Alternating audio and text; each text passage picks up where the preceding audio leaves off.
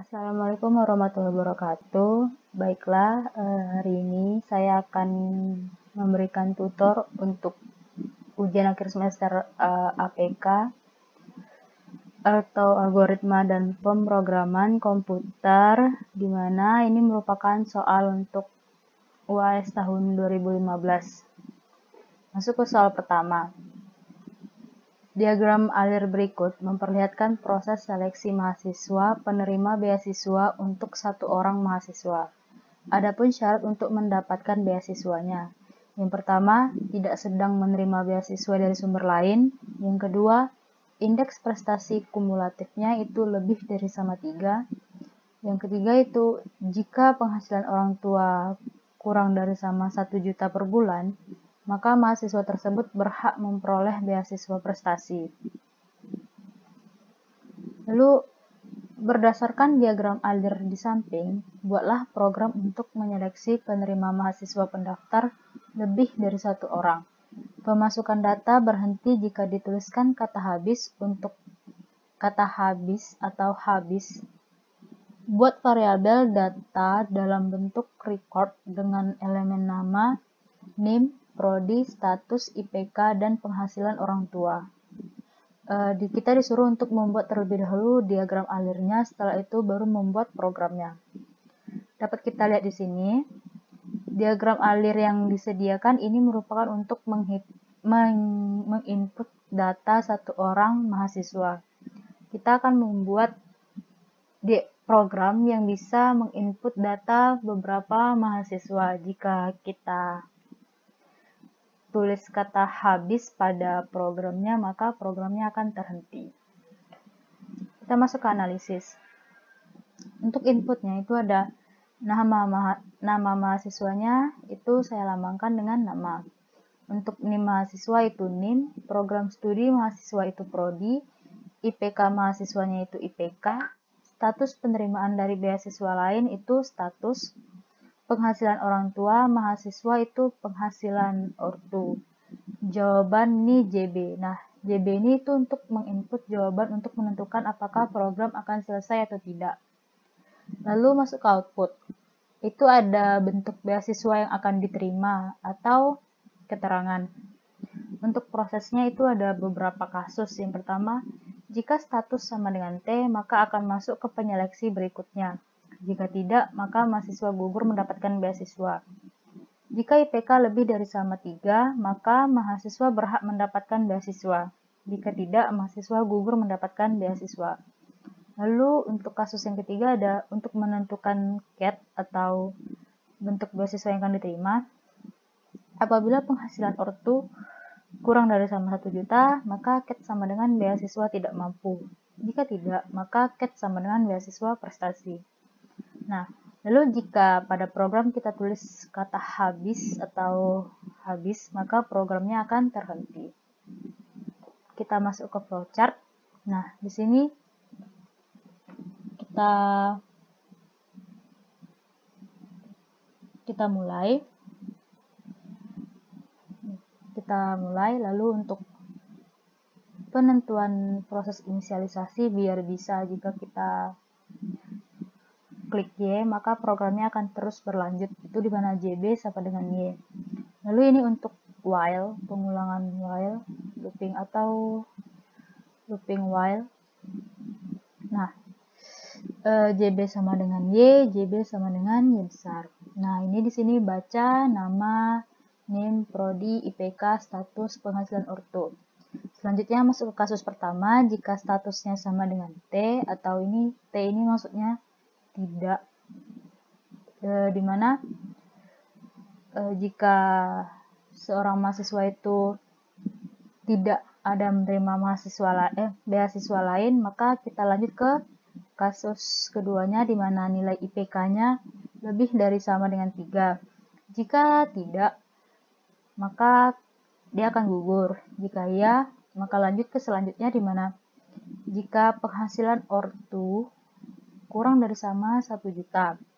Jika iya, maka CAT sama dengan beasiswa tidak mampu. Jika tidak, maka CAT sama dengan beasiswa prestasi. Nah, setelah ditentukan mahasiswanya mendapatkan beasiswa bentuk apa, maka lanjut ke outputnya. Tulis get. Setelah itu, yang untuk jika statusnya pernah menerima beasiswa lain, maka dia akan langsung gugur dan langsung kita tulis keterangannya bahwa mahasiswa tersebut gugur. Selanjutnya untuk input nilai JB itu untuk input nilai JB jika kita buat ya, maka program akan tetap berlanjut. Jika kita ketikkan habis, maka program akan selesai.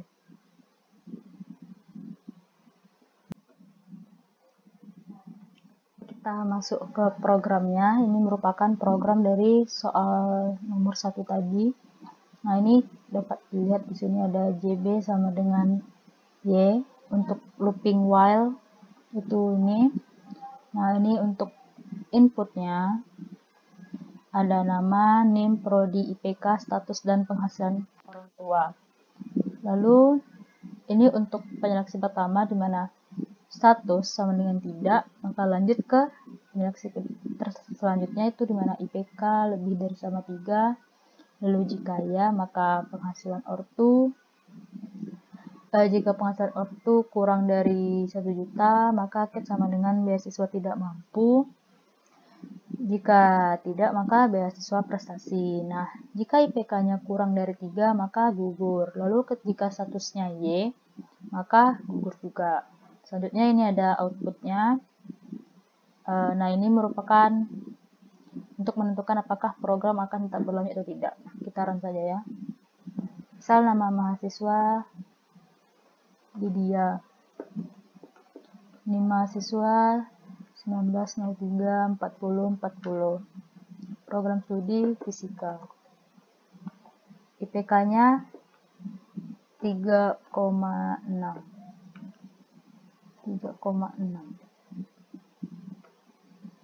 Sudah pernah menerima beasiswa lain, kita buat T atau tidak.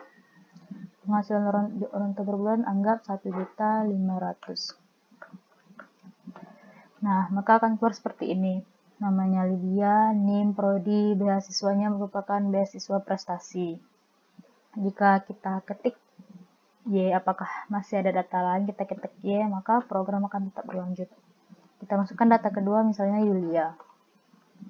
NIM-nya 1903 4040, program studi fisika. IPK-nya 2,9. Misalnya tidak, penghasilan untuk per bulan 2 juta. Nah, maka Yulia gugur karena IPK-nya kurang dari ketentuan. Lalu apakah masih ada data lain? Kita ketik habis, maka program akan selesai. Masuk ke soal nomor 2. Sebuah sistem bergerak mengikuti fungsi posisi. Y sama dengan A kali E pangkat min gamma T sin omega T, di mana gamma sama dengan per 2M dan omega sama dengan akar dari K per M. Ada 3 pertanyaan, sistem apakah ini? Lalu pertanyaan kedua, gambarkan pola gerak sistem untuk nilai B tidak sama dengan 0. Lalu buatlah program untuk mensimulasikan posisi sistem setiap saat. Sebelum membuat program, lakukanlah analisis masalah terlebih dahulu dan buatkan desain algoritmanya.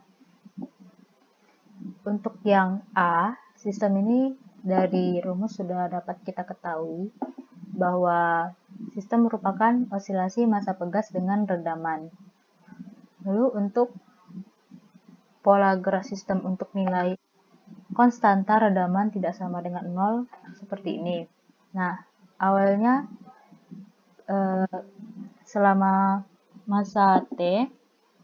waktu T berlangsung, maka konstantanya akan terus ada, lama-kelamaan akan menjadi 0 dan teredam. Selanjutnya kita masuk ke yang C-nya. Untuk membuat programnya, pertama kita buat analisis masalahnya dulu. Itu ada input. Itu inputnya ada amplitudo A, konstanta redaman itu B, massa itu M, dan konstanta pegas itu berupa K. outputnya ada fungsi Y terhadap T atau fungsi Y terhadap waktu. Nanti kita akan membuat plot grafiknya. Itu prosesnya ada Y sama dengan AE pangkat min gamma T sin omega T. Untuk nilai gamma sama dengan B per 2M dan omega sama dengan akar K per M. Untuk flowchartnya,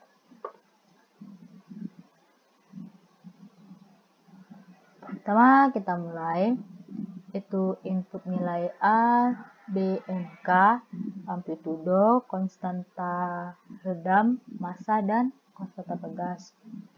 Karena kita akan membuat suatu grafik, maka kita membutuhkan suatu pengulangan. Pengulangan itu waktu di mana T sama dengan 0 sampai dengan 50 dengan ketelitian 0,1. Lalu masuk ke proses gamma sama dengan B per 2M, W sama dengan akar dari K per M, Y sama dengan A dikali eksponen min gamma T cos WT. Lalu jika nilai T-nya sudah mencapai maksimum yang 50 ini, maka akan langsung masuk ke plot fungsi T terhadap Y. Nah, jika tidak, maka programnya akan menghitung kembali untuk nilai proses ini. Selanjutnya, selesai.